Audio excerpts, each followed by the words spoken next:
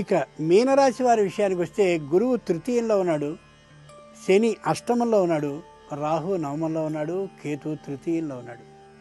బుధ రాహు కేతువులు శుభులుగా ఉంటే అర్ధశుభులుగా ఉన్నాడు శుక్రుడు.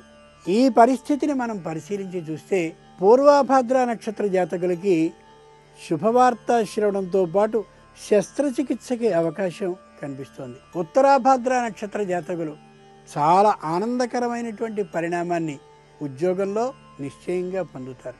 రేవతి నక్షత్ర జాతకులకి ఆకస్మికమైనటువంటి ధనలాభం కలిగి భూమి కానీ గృహాన్ని కానీ కొనాలనేటటువంటి మంచి ఆలోచనకి వస్తారు. నరసింహస్వామి సేవని చేసుకోవడం చాలా అవసరం.